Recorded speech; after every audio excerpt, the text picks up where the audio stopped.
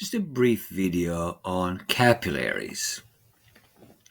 The capillaries are kind of the business end of the circulatory system, right? The heart is the pump, and then there are the vessels. Nothing really happens as far as exchange of nutrients and gases in any of those. All of that important stuff is happening at the level of the capillaries because capillaries are tiny and thin.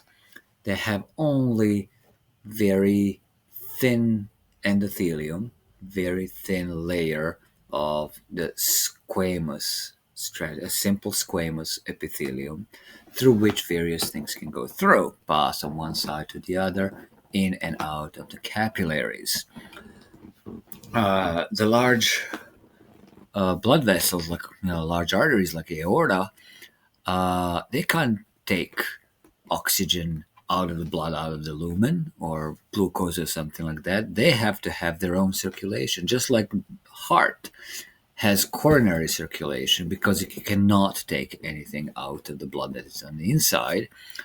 So large blood vessels have to have what is called vasa vasorum, the vessels of the vessels, and those are capillaries that are bringing oxygen and nutrients to the walls of large vessels and taking carbon dioxide and wastes out of those vessels. So when an arteriole divides, splits, branches into a capillary bed, a bunch of capillaries, and the precapillary sphincter opens, these capillaries are going to fill with blood. Now remember, the systolic pressure in the heart is about 120 millimeters mercury. By the time it gets to the beginning of the capillary, it's a 30-35 millimeters mercury. So it's still there. There's still some pressure. Once the blood starts going through the capillary, that pressure is going to have an effect on pushing liquid and other stuff in and out of the capillary. We have to distinguish between two different types of forces that are exerting pressure. One is hydrostatic pressure, which is another fancy word for blood pressure, right? The pressure at which the blood is coming into the capillary. The other one is the osmotic pressure. That is the pressure exerted by mostly the proteins, but also ions and smaller molecules in the cells in the blood. Now, the extracellular fluid that those capillaries are going through is going to have a tiny little bit of osmotic pressure too. For our purposes, we can neglect it and say it's zero. There's no hydrostatic pressure there. There's like nothing pumping there, so there's no. It's just liquid is just sitting there. So hydrostatic pressure is zero. So at the beginning of the capillary, there is hydrostatic pressure at about 35 millimeters mercury, and osmotic pressure, which is at about 25 millimeters mercury. You add those two, and there's going to be a lot of pressure, and the walls are thin, so things are going to go out of the capillary. Liquid is going to go out with, and the water is going to go out of the capillary, carrying with itself nutrients like glucose and gases like oxygen. As it goes down the capillary, uh, the the hydrostatic pressure is going to get lower, but the osmotic pressure is going to stay the same. Remember, hydrostatic pressure and osmotic pressure are working against each other. Hydrostatic pressure is really high at the beginning of the capillary and is pushing all that stuff out. Osmotic pressure is trying to grab water and bring it in.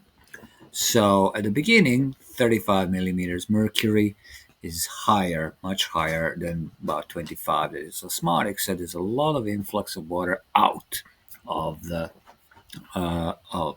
capillary. About the middle of the capillary, those two forces are about equal. So there's no net gain. There's going to be some kind of spontaneous going in and out of liquids and various things, but there's no pressure.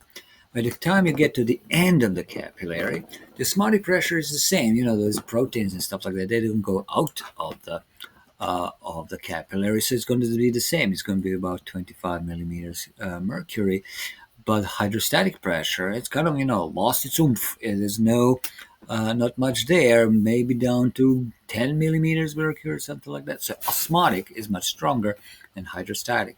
So the force that is bringing stuff into the capillary is now stronger than the pressure pushing stuff out.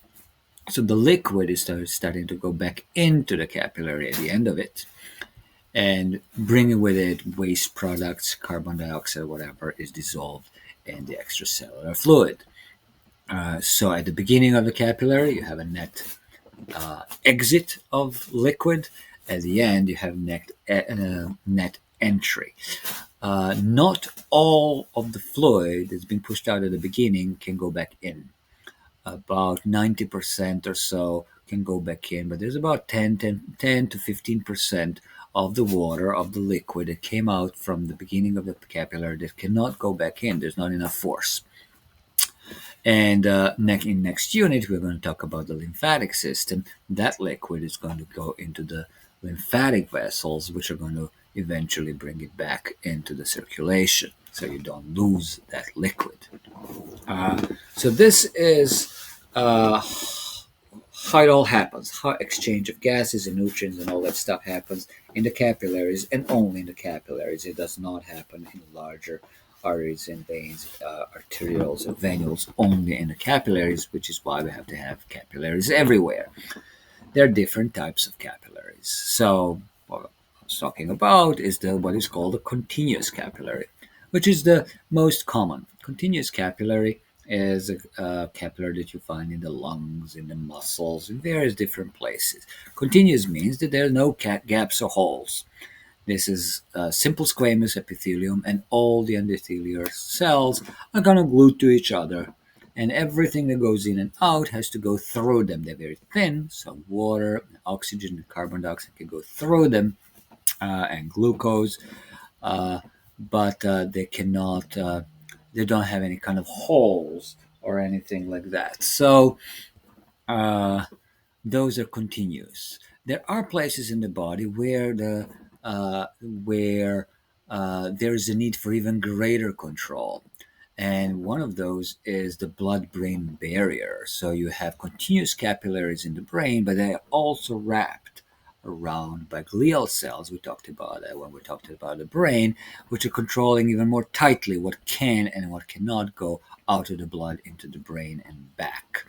There's a similar blood testis barrier. There are a couple of places where there's an additional control of what can go in and out. But there are also places where there's less control. There are capillaries that are called fenestrated capillaries. Fenestrated capillaries means that they have little holes. Fenestra means window. To defenestrate a king or an emperor means to throw him out of the window. That's how you remember fenestrations. Fenestrations are little holes, little pores. So instead of all the water and gases and glucose and all that stuff having to go through the cell, although it's a thin cell, that means going through the two membranes and a little bit of cytoplasm in order to go from in and out of the capillary. Here, there are holes. So certain things, let's say proteins of a particular size, not too big, but can go through. There may be some additional controls. We're going to talk about those additional controls when we look at the urinary system, because fenestrated capillaries can be found in the kidney, in inside of the glomerulus of the nephron. Those are fenestrated uh, fenestrated capillaries. Fenestrated capillaries can be found in some other places, for instance, in some endocrine glands like the pineal gland, allowing larger molecules to go through. And finally, there are sinusoid capillaries. Sinusoid capillaries are kind of raggedy. There are whole parts of the wall where the wall is missing, so you have basement membrane and a cell there. So everything can go through. White blood cells can go through. So you can think of places where this is important. For instance, the lymph nodes and the spleen, Lymphatic capillaries are going to be like this, and some places in the liver you're going to place capillaries like that. They are incomplete. Those are called sinusoid capillaries. So you should know where and for what reasons you have different types of capillaries in different inside of different organs. So you have continuous, have the continuous that are reinforced by, let's say, glial cells to be even more selective in blood-brain barrier, and then you have fenestrated in places where you want, let's say, proteins, some bigger things to go through, and then you have sinusoid where you want like cells to go through, like white blood cells, which is going to be lymphatic and immune tissues, and also parts of the liver. So that's kind of an additional stuff that you really need to know about the